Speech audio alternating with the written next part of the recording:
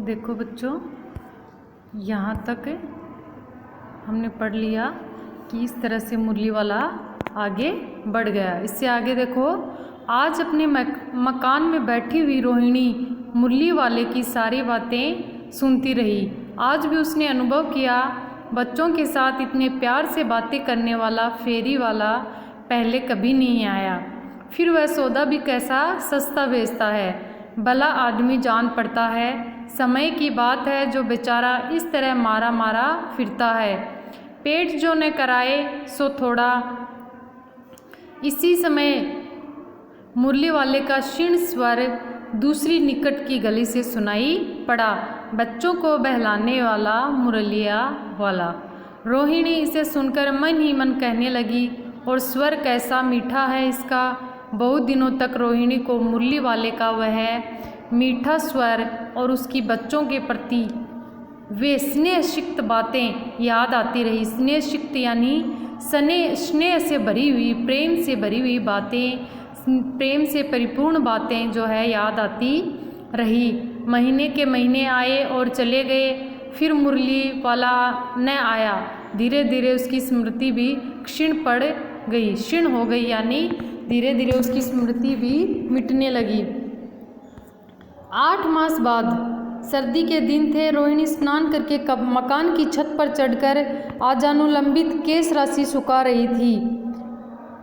इस समय केश राशि यानी बालों को सुखा रही थी। इस समय नीचे की गली में सुनाई पड़ा, बच्चों को बहलाने वाला मिठाई वाला। यानी वह पहले खिलौने बेचने आया था, फिर वो मुरली बेचने आया और वह मिठाई बेचने आया है। मिठाई वाले का स्वर उसके लिए परिचित था। झट से रोहिणी नीचे उतर आई। उस समय उसके पति मकान में नहीं थे। हाँ, उनकी वृद्धा दादी थी। रोहिणी उनके निकट आकर बोली, दादी, चुन्नू मुन्नू के लिए मिठाई लेनी है, जरा कमरे में चलकर ठहराओ। मैं उधर कैसे जाऊं, कोई आता न हो। जरा हटकर, मैं भी चिक्की ओट में बैठी रहूंगी। दादी उठकर कमरे में आकर बोली, ए मिठाई वाले, इधर आना। मिठाई वाला निकट आ गया, बोला, कितनी मिठाई दूँ माँ? ये नए तरह की मिठाइयाँ हैं, रंग बिरंगी, कुछ कुछ खट्टी, कुछ कुछ मीठी, जायकेदार, बड़ी देर तक मुँह में टिकती हैं। यानी बहुत ही स्वादिष्ट मिठाइयाँ हैं जो बच्चों को बहुत ही पसंद हैं। जल्दी नहीं घुलती, बच्चे बड़े चाव से चूसते हैं। इन गुणों की सिवा ये खांसी भी दूर करती हैं। कितनी दूँ? चपटी गोल पहलदार गोलियां हैं, पैसे की 16 देता हूँ। यानी 1 पैसे की वो 16 गोलियां देता था। दादी बोली, 16 तो बहुत कम होती हैं, भला 25 तो देते। मिठाई वाला, नहीं दादी, अधिक नहीं दे सकता, इतना भी देता हूँ। यह अब मैं तुम्हें क्या, खैर मैं अधिक न दे सकूँगा।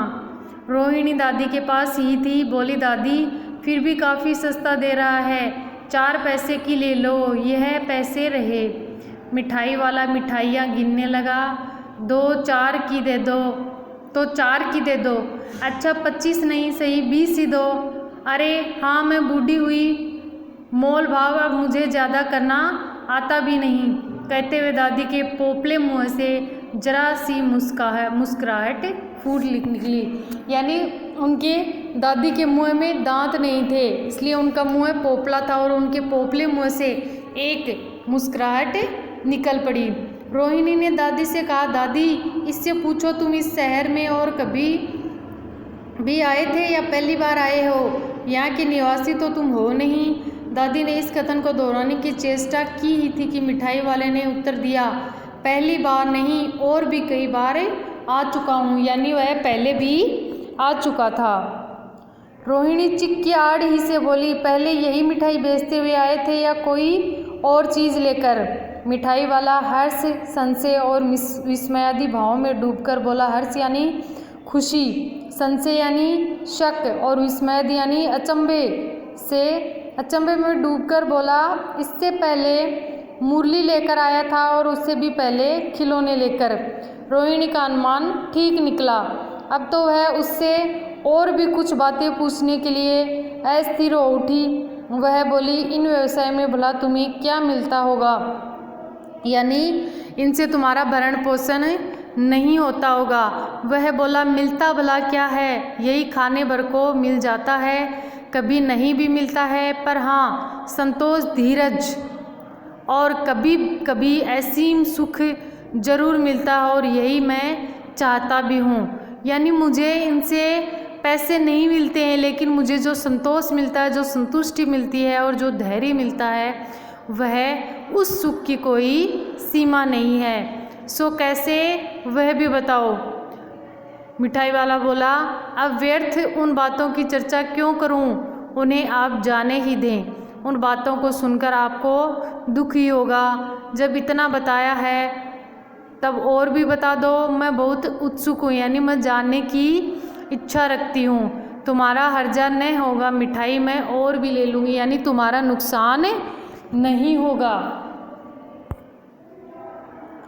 अतिशय गंभीरता के साथ मिठाई वाले ने कहा। अतिशय यानी बहुत ज़्यादा, अत्यधिक गंभीरता के साथ मिठाई वाले ने कहा, मैं भी अपने नगर का एक प्रतिष्ठित आदमी था। मकान, व्यवसाय, गाड़ी घोड़े, नौकर चाकर सभी कुछ था, यानी सभी ऐशो आराम थे मेरे पास। स्त्री थी, छोटे छोटे 2 बच्चे भी थे। मेरा वह सोने का संसार था। बाहर संपत्ति का वैभव था, भीतर सांसारिक सुख था, यानी मुझे हर तरह से सुख प्राप्त था। स्त्री सुंदरी थी, मेरी प्राण थी। बच्चे ऐसे सुंदर थे जैसे सोने के सजीव खिलौने। उनकी अटखेलियों के मारे घर में कोलाहल मचा रहता था। समय की गति और विधाता की लीला अब कोई नहीं है, यानी भगवान ने ऐसी लीला दिखाई और समय ने ऐसी पलटी मारी कि अब कोई नहीं है मेरे परिवार में अपना कहने के लिए, ना ही बच्चे और ना ही बीवी।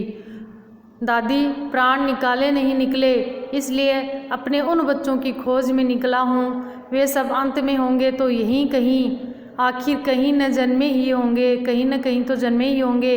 उस तरह रहता, घुल घुल कर मरता, इस तरह सुख संतोष के साथ मरूंगा, यानी अकेला घुट घुट कर मरता, उससे तो अच्छा है कि मैं इन बच्चों में उनकी हंसी देखकर संतोष के साथ मरूं। इस तरह के जीवन में कभी कभी अपने उन बच्चों की एक झलक सी मिल जाती है। ऐसा जान पड़ता है जैसे वे इन्हीं में उछल उछल कर हंस खेल रहे हैं।